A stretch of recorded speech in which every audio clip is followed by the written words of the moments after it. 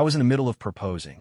I just pulled out the diamond ring when my fiancée, Sarah, clutched her chest and leaned toward her childhood friend. Ethan, she whispered. My bra clasp came undone. I'm so scared it'll show. Can you fix it for me? Without a second thought, Ethan started to reach for her. I gently interjected. Sarah, why don't I get that for you? She immediately shook her head. No, it's fine. Ethan's better at this. Ethan immediately chimed in. It's no big deal. I'm used to helping her with it. Don't read too much into it. When she saw I was silent, my fiancé added, I can only let Ethan do something this awkward. Don't make things difficult, okay? I let out a soft laugh. Fine, then you should marry him. Sarah clicked her tongue, her voice filled with impatience. Daniel, are you starting again? You always have to make a big deal out of everything. She continued, Ethan and I grew up together. We were so close we practically bathed in the same tub. What's the problem with him helping me with my bra? As she spoke, Ethan's hand was already on her back. He expertly fastened the clasp, even giving it a little tug to test the fit. Spreading his hands, he looked at me with an expression of pure innocence. See, Daniel, it was just a simple thing. I really don't get what you're so upset about. His movements were so smooth that a few of the guys at the table secretly gave him a thumbs up. That's our Ethan, the man. Sarah playfully shoved him. Getting a little rusty, are we? You snapped it so hard it hurt my back. She then turned to me, her tone casual. I'm just busty, so my bras always come loose. Back in school, the other girls used to pick on me for it, and Ethan was the only one who would help me. She added, Daniel, don't take it personally. It's all ancient history. I stared at her, my face a blank mask. Is that right? Then what about today? Why did you immediately ask another man to fix your bra? I asked, can you not do it yourself? Or have you just never managed to buy a bra that actually fits? Sarah gave a soft, delicate smile. Oh, I can do it myself. It's just such a hassle. And as for the fit, you have to ask Ethan. He's personally designed and made all my lingerie for years. If there's a problem, it's his fault. Ethan immediately exploded. Sarah, you gave me the measurements yourself. It's not like I ever measured you myself, he thundered. It fits, doesn't it? What are you complaining about? Sarah shot back, not missing a beat. Well, why don't you measure me then? I'm not stopping you. My mind went completely blank. Ethan was a lingerie designer with a small, but growing reputation in the industry. Just last month, I had excitedly bought Sarah a beautiful set of bridal lingerie. She had refused it outright. You know, I only wear custom pieces from that one brand, she'd said. I can't stand anything off the rack. It was only now that it all clicked. The brand she was wearing was Ethan's handiwork. A knot formed in my chest. I watched them laugh and joke, feeling like an outsider, just a spectator at their private show. Ethan smirked, raising his hands as if to measure her. You're the one who said it. Don't come crying to me when I actually do it. Instead of backing away, Sarah pushed her chest out, meeting his advance with a defiant look in her eyes. Bring it on. Who's scared? The private room exploded with whistles and raucous laughter. Go for it, Ethan, don't be shy. One touch from you, and she'll tap out, someone shouted. Well, no wonder Sarah always says Daniel is dull and boring. Turns out she's into Ethan's type, huh? They howled with laughter, not one of them even glancing in my direction. It was as if I didn't exist, as if I wasn't Sarah's fiancé at all. My heart pounded and my hands trembled with rage. I grabbed Ethan's hand and slammed it onto Sarah's chest. Measure it, I snarled. Isn't this what you wanted? A hands-on measurement? What's the size? How does it feel? Are you satisfied? Ethan's eyes instantly welled up with tears, though he didn't move. Daniel, he whimpered, I've been single my whole life, 28 years, and I've never even held a girl's hand. He continued, doing this to me, you must think I'm so cheap, don't you? How am I supposed to face anyone after being humiliated like this in public? He covered his face and started to sob. Sarah grabbed a glass of red wine from the table and hurled its contents at me. Is this fun for you? Humiliating us like this? You're vulgar. Disgusting. You're a sick bastard. I didn't have time to react and was completely drenched. The sticky wine ran down from my hair, stinging my eyes. From a corner of the room, I heard a few stifled snickers. He deserved that. He brought it on himself, acting so high and mighty, one voice said. Another added, everyone knows Sarah's protective of Ethan. The second he cries, she goes on the warpath. Ethan actually smiled through his tears. What are you guys talking about? You make me sound like her kept man, and she's some kind of queen. Someone else snorted. Hey, Daniel right now really looks like a condemned prisoner being led to the gallows, all wet and pathetic. The entire room erupted in laughter. The entire private room was in an uproar. I automatically looked towards Sarah. She and Ethan were doubled over, laughing, and she even had a hand placed protectively on the back of his head so he wouldn't hit it on anything. In that instant, I suddenly realized there was nothing special about this woman in front of me. I picked up my own glass of wine and splashed it right in her face. "Sarah, we're done," I said. Before she could even process it, I'd slammed the door behind me. "Daniel, are you out of your mind?" I heard Sarah scream from behind the door, followed by a chorus of mocking voices. "This was supposed to be a welcome home party for Ethan," one said. "He just had to crash it with a proposal, acting like he's the star of the show." Another voice chimed in. "He was staring daggers at Ethan all night. He should know that if Ethan hadn't gone abroad, he and Sarah would probably have a kid in preschool by now." Someone else laughed, "And now he's throwing a jealous fit, threatening to break up. Is Sarah even going to bother chasing him?" Sarah let out a contemptuous snort. "Why rush? He's obsessed with me. Remember 3 years ago, we took that drink from me and got drugged by that client? He almost lost everything. He can't live without me." She added, "Besides, his reputation is shot. After that whole scandal, who else would possibly want him but me?" "Wait, that really happened?" Ethan's voice was muffled. "So, you're only marrying him because you feel sorry for him?" Sarah was silent for a moment before replying. "What other reason could there be?" "But," she said, her tone shifting, "if a certain interesting childhood friend were willing to consider me, I'd dump Daniel in a heartbeat." Ethan chuckled, his voice a mix of jest and seriousness. "Oh, come on.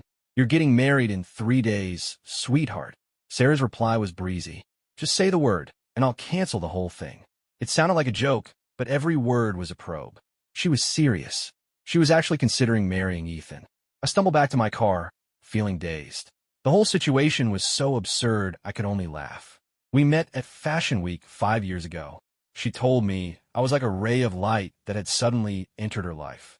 3 years ago, after I was drugged, those photos of me, clothes torn and completely out of it, went viral online. She had knelt before me then, her eyes red, gripping my hand and swearing she would marry me and take care of me forever. Was it all just pity? My thoughts were a tangled mess. I found a cigarette, a habit I'd kicked long ago, and lit it with shaking hands. I'd barely taken a drag when my mom called. "Who was in charge of your wedding invitations? They even spelled your name wrong," she yelled. "The invitation says groom, Ethan Davis, bride, Sarah Miller." She was frantic. "What am I supposed to do? I've had 3 relatives call me asking who this Ethan person is, and if he's some secret love child of mine." I froze, unable to process what she was saying. Sarah had designed the invitations herself, insisting I not get involved. Throughout the entire wedding planning process, she had been completely disengaged.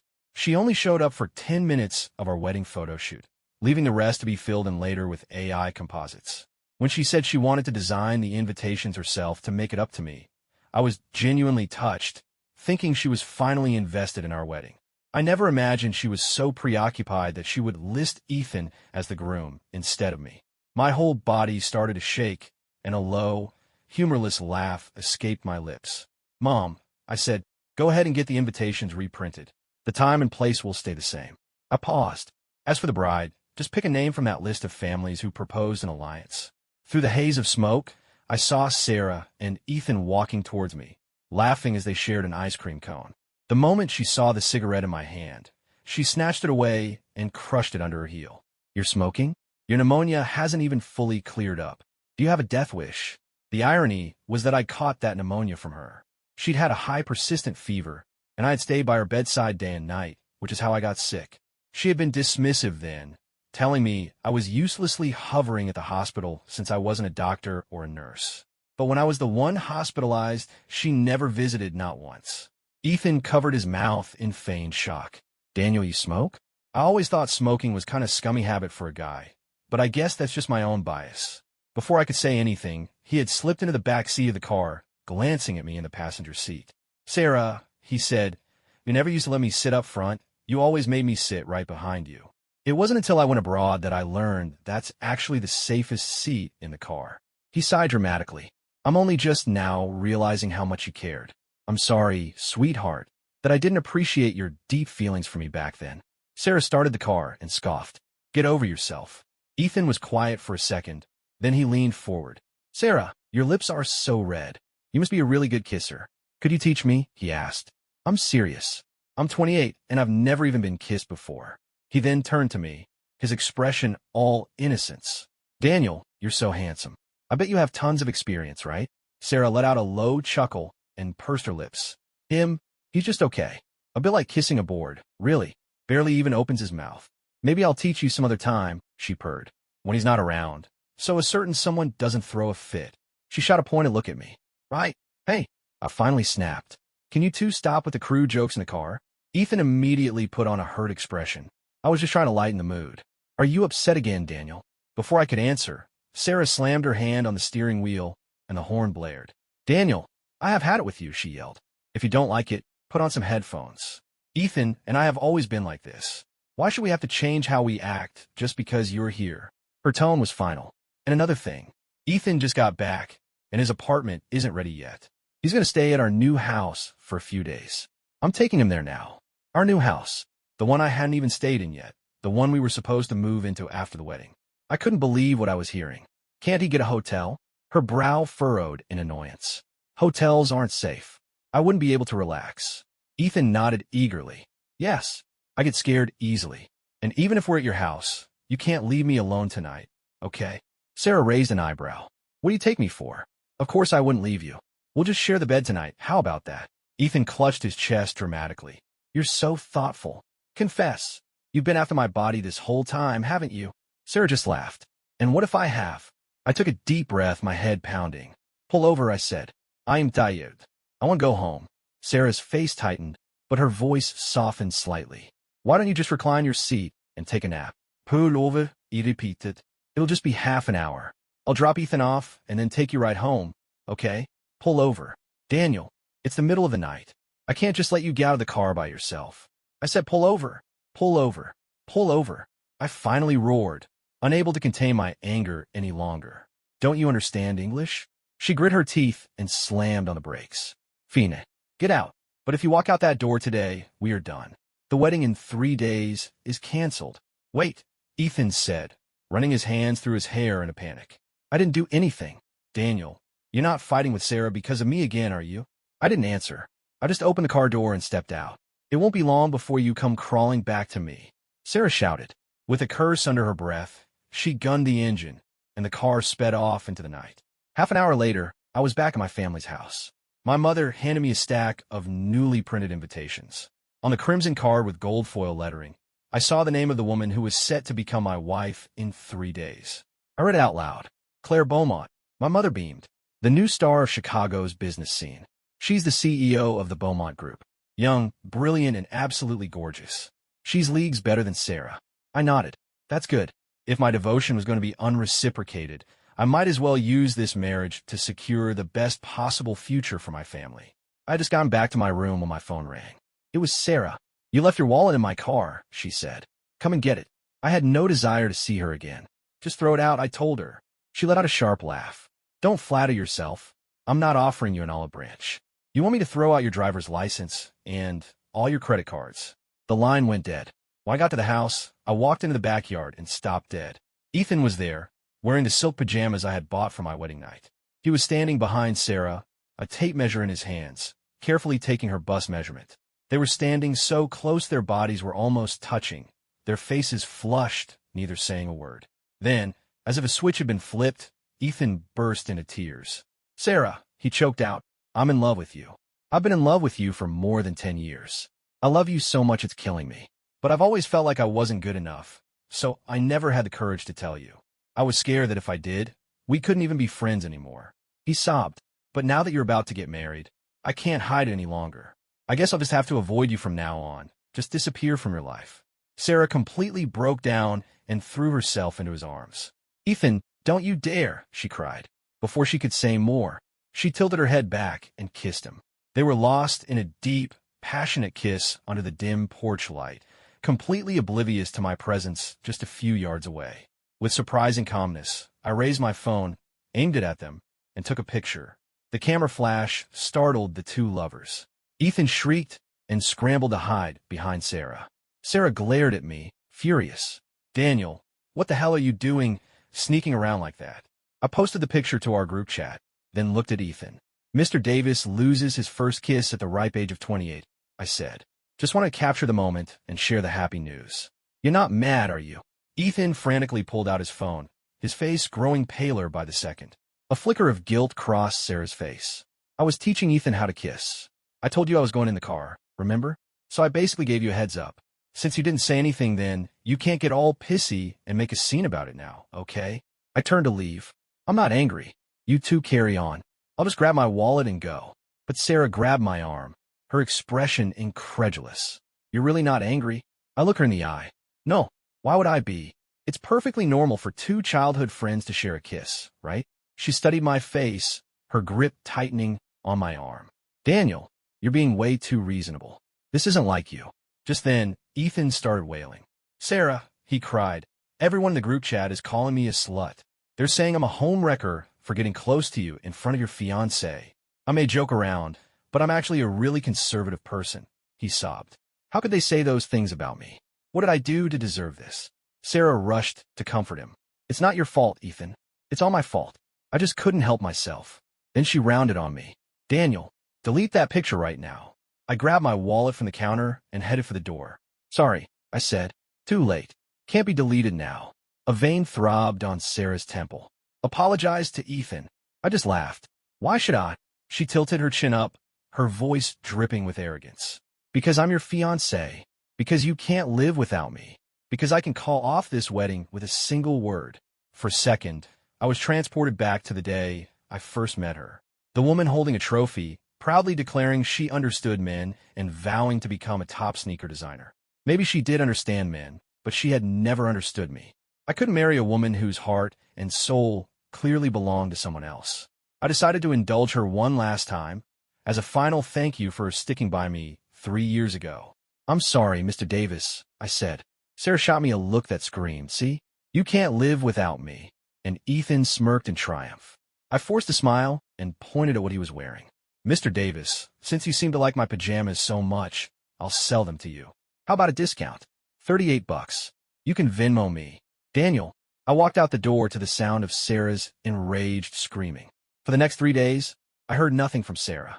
On Facebook, however, she shamelessly documented her every moment with Ethan. There were pictures of them back at their old high school, wearing uniforms and sneaking into a classroom, followed by a blurry shot of them running away in a panic when a teacher spotted them. She took him for a wedding-style photo shoot to fulfill his dream of being a groom, captioning it, making up for certain someone's lifelong single status. On the final day, there was a photo of them at sunset, holding hands on the beach, followed by a picture of them in a tight embrace as they said their goodbyes. Ethan commented with a heart emoji on every single post, and I liked every single one. On the morning of the wedding, Sarah finally called. Daniel, what time is it? Why aren't you here to pick me up yet? I squeezed the hand of the person sitting next to me. I'm already in the wedding car, I said. Sarah was a full hour late for her own bridal pickup. While I was on my way to get Claire, Sarah was driving Ethan to the airport. She watched him board his flight, sat alone in her car for 10 minutes, and only then, with red-rimmed eyes, did she turn back. Sarah's voice was strained. My house is the last one on the block. Did you get lost? She asked. Where's the limo? Where's everyone? I don't see anyone. I held the phone, momentarily at a loss for words. Daniel, say something. Her voice started to tremble as a realization seemed to dawn on her. I just dropped Ethan off at the airport. He's heading back overseas to work, so I got a little delayed. Stop playing games. This whole hide-and-seek thing is childish. Just come out so we can get married. I answered her calmly. Sarah, we broke up 3 days ago. Sarah was stunned into silence. Broke up? When did I agree to that? I thought we just had a fight. You call it a breakup? Then what would you call a breakup? I shot back. You had him fix your bra. You kissed him in front of me. You had a whirlwind romance with him 3 days before our wedding. Wasn't all of that your way of telling me you'd already made your choice, and that it was time for me to bow out? My words seemed to stun her. I never hid any of that from you. The only reason I was so open about it was because I had nothing to hide. Why can't you understand that? She demanded. You yourself said that what Ethan and I have is normal for childhood friends. I let out a small laugh. You're right. You and Ethan are both single. It's perfectly normal for you to be dating openly. Sarah was quiet for a long time. Where are you? She finally asked. Okay, fine. It was all my fault. but the ceremony is about to start. I don't want to fight about this anymore. I glanced at the person beside me. A woman in a beautiful wedding gown sat there, poised and elegant, her face like a painting. Sarah, I said into the phone, I'm getting married today. Then I hung up and blocked her number. Sarah frantically tried to call me back and sent a flood of messages, but none of them went through. She finally snapped, hurling her phone at the vanity mirror. Glass shattered, and a shard sliced her hand open, but she seemed not to feel the pain. The physical sting was nothing compared to the suffocating agony that tore through her chest. Her nose began to burn, and tears streamed down her face. Daniel was getting married? He loved her so much. How could he marry someone else? And after that incident 3 years ago, his reputation was in tatters. Who besides her would ever want him? Sarah stood frozen, completely lost. A few of the friends from the party gathered around her, chattering. What's wrong, Sarah? Where's Daniel? Is he seriously playing hard to get at this hour? One of them asked. Another added, tell him to get his butt over here, or the wedding's off. Let's see how he likes that. You were only marrying him out of pity anyway. Does he really think he's some great catch? Sarah stared at them blankly, a buzzing in her ears that drowned out their voices. Suddenly, one of them had an excited idea. Why don't you just go get Ethan from the airport and marry him instead? Yeah, the invitations already have his name on them anyway, another cheered. It will be a fairy tale ending, a match made in heaven. Sarah went rigid. What are you talking about? What do you mean Ethan is the groom? The friend pulled an invitation out of her purse and handed it to Sarah. Stop pretending, the friend said. You're the one who designed them. With a trembling hand, Sarah took the card. The name Ethan Davis burned in her vision like a brand. She stumbled backward. Why didn't any of you tell me? The friend looked at her, confused. Why would we? None of us ever liked Daniel anyway. We all knew Ethan was the right guy for you. Just then, they heard a familiar voice. Sarah, it was Ethan. He ran straight to Sarah and wrapped her in a tight hug. I made up my mind, he said. I'm not leaving. We love each other. So why can't we be together? Why are we letting Daniel tear us apart? He pleaded. If you feel like you owe him something, if you feel sorry for him, we can find some other way to make it up to him. Okay. He looked at her, his eyes filled with tears and hope, waiting for her answer. Everyone around them started clapping, cheering for the star-crossed lovers who were finally getting their happy ending. But Sarah shoved Ethan away, her face a cold mask. When did I ever say I loved you? Ethan stumbled, his face a picture of wounded betrayal. You've done so much for me, he said. Doesn't that mean you love me? What woman lets a man she doesn't love fix her bra? Sarah froze. You're reading too much into it, she said slowly. It was just a habit. And as she said the words, it all became clear. For her, Daniel was the one she couldn't live without. She grabbed Ethan's shoulders, her voice rising to a shout. I have to find Daniel. He's my groom. I won't let him marry anyone else. Ethan, you're coming with me? You have to explain to him. Tell him I don't love you, that there was never anything between us, okay? At the wedding venue, Claire gracefully lowered her head and slid the wedding band onto my finger. The guests erupted in cheers and applause. Kiss her. Kiss her, they chanted. I looked at the beautiful, unfamiliar woman in front of me, my hands clenching into fists, my palms damp with sweat. Daniel, trust me, she said, giving me a gentle smile. I know about your past, and I know why you changed brides at the last minute. I don't mind. Since you chose me, she continued, I promise to give you a future that makes it all worthwhile.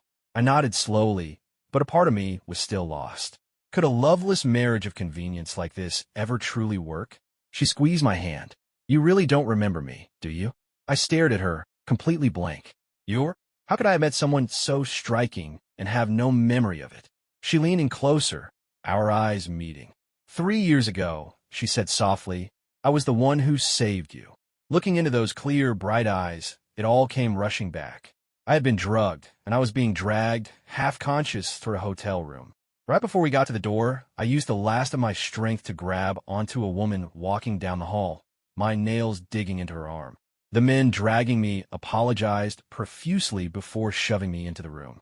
A few minutes later, that same woman, sensing something was wrong, had broken down the door and saved me. That was you, I whispered. Claire nodded. I'm sorry, she said. I didn't mean to bring up a bad memory. I was still reeling. I looked for you for so long after that, I said. But the hotel staff said you'd asked not to be disturbed. She gave a small sigh. To be honest, I was going to ask you out, but you were already with someone, and I didn't want to cause any trouble. But I'm glad I waited, she said, her eyes locking with mine, her voice serious and firm. Daniel, I need you to believe me. This was never just a business deal. I chose you because I like you, and I want you to be my husband, she said. You're a good man, Daniel. I'm lucky to be marrying you. A warmth spread through my chest, and my eyes stung. Okay, I whispered. She wrapped her arms around my waist and buried her face in my chest. To be honest, she mumbled, I'm nervous too. It's my first time getting married. She looked up at me. Thank you for marrying me. By the time Sarah finally arrived, the guests were all gone. Claire and I were about to leave for our honeymoon. Sarah's eyes were bloodshot. She lunged forward and grabbed my wrist. There's nothing going on between me and Ethan. I swear, she cried. I never wanted to cancel the wedding. The only reason the invitation was wrong was because I was booking his flight and got the names mixed up. She turned to Ethan, who was standing behind her. Ethan, tell him. Explain. Ethan's face was grim. I don't see the point, he said. Sarah became hysterical. What do you mean, you don't see the point? Daniel is marrying someone else because of you. Don't you think you have some responsibility here? The more she yelled, the paler Ethan's face became. Tears welled in his eyes. Sarah, I've waited for you for 28 years. How am I not as good as him? He breaks up with you and marries someone else a few days later. What do you even see in a man that casual? Shut up, Sarah screamed, shoving him. Don't you dare talk about Daniel like that. She pushed him so hard that he stumbled backward and hit the wall, crumpling to the ground in pain. Sarah looked at him with pure disgust. Ethan, if you're not going to help, then get the hell out of my sight. Ethan was sobbing, gasping for breath. Sarah, you're a monster. I gave you my first kiss. You've ruined my life. Sarah turned to me, her eyes wide with desperation. You see, there's nothing between us. He could drop dead in front of me right now, and I wouldn't even blink. I pulled my arm out of her grasp. I've seen enough of the relationship between you two. What's real and what's fake doesn't matter anymore. I said tiredly. If you're done with the performance, you can go. I have no interest in watching the rest of this drama. So she had known all along that she should keep her distance from Ethan. She had only dared to cross the line again and again because she was banking on the fact that I loved her and wouldn't leave her.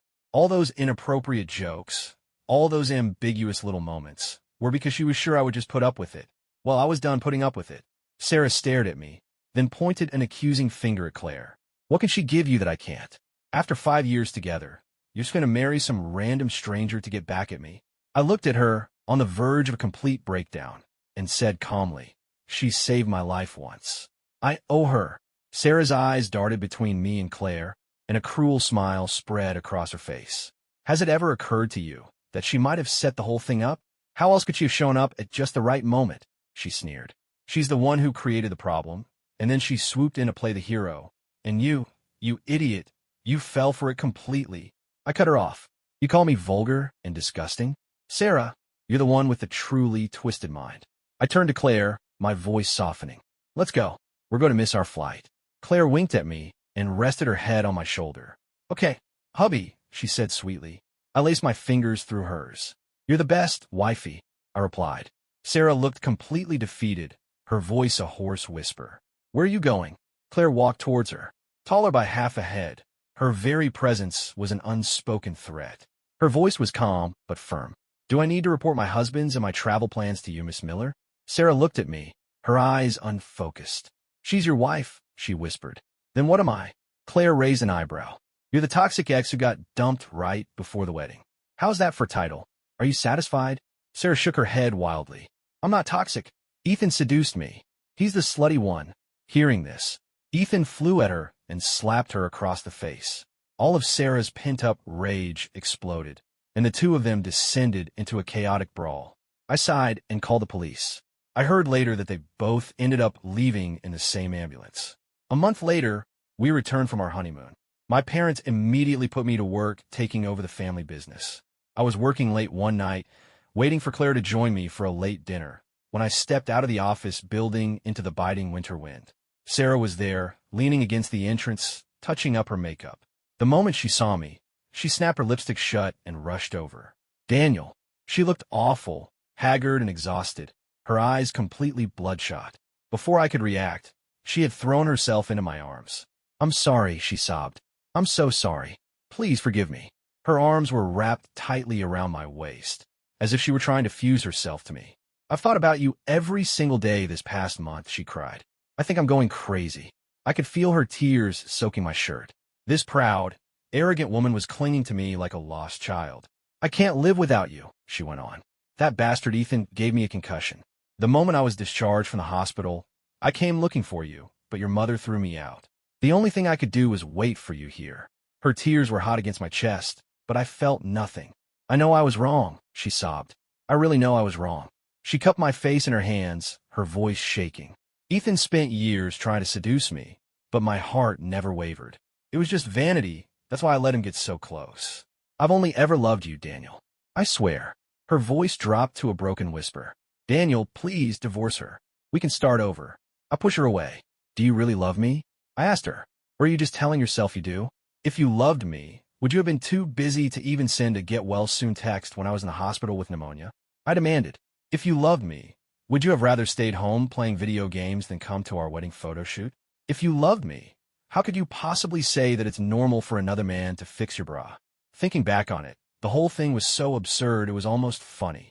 I was drugged because I was protecting you, and you turned my humiliation into a story to tell your friends about how compassionate you are.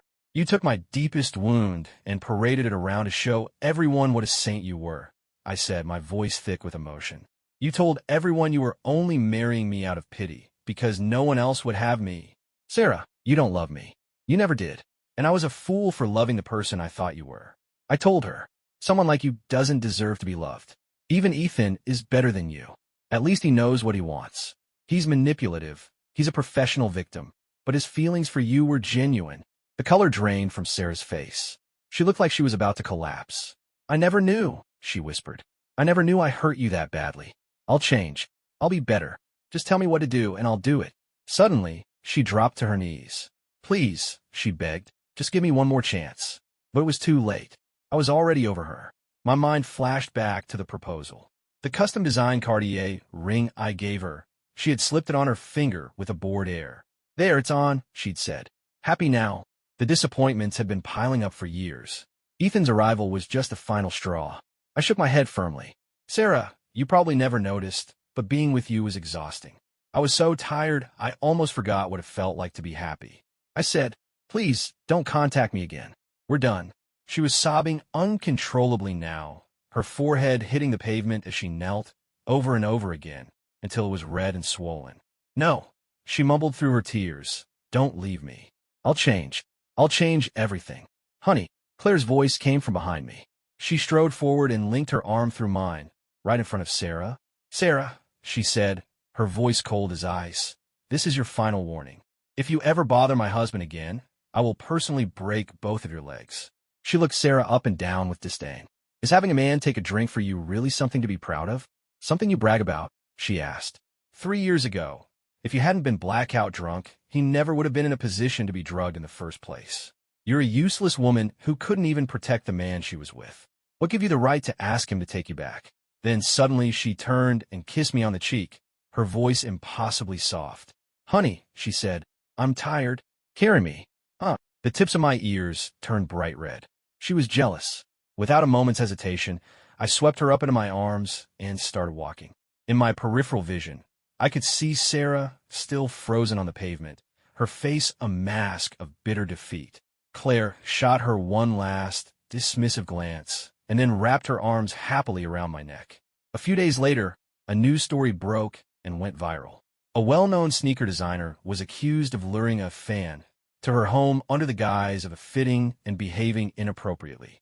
The damning video evidence was, of course, the one I had taken of Ethan measuring Sarah's chest in our supposed marital home. Ethan had probably intended to film it himself to taunt me with later. He just never expected me to walk in on them. In the end, my video served its purpose, just in a different way. Sarah's career was over. The public branded her a predator. Her business partners pulled out, sales for her independent brand tanked, and several of her stores were vandalized. In the video, Ethan's face was conveniently blurred out. The moment the story broke, he had hopped on a plane and vanished. Sarah tried to get Ethan to make a statement, but he was unreachable. She tried posting her side of the story on Twitter, but her posts were deleted within minutes. Driven to the edge, she even started a live stream, threatening to kill herself to prove her innocence. The stream was taken down for violations of community standards within minutes. Sarah's public life was over. I closed the browser tab and took a bite of the food Claire had just put on my plate. This is delicious, I said. Claire's smile was warm. Then I'll have to cook for you every day. I leaned over and kissed her on the cheek. A reward, I said. Her eyes lit up like they were full of stars. Do I get a reward every day? She asked. I laughed and fed her a bite of rice, a quiet sense of anticipation blooming in my chest. I was finally looking forward to the future, our future, a long and happy life together.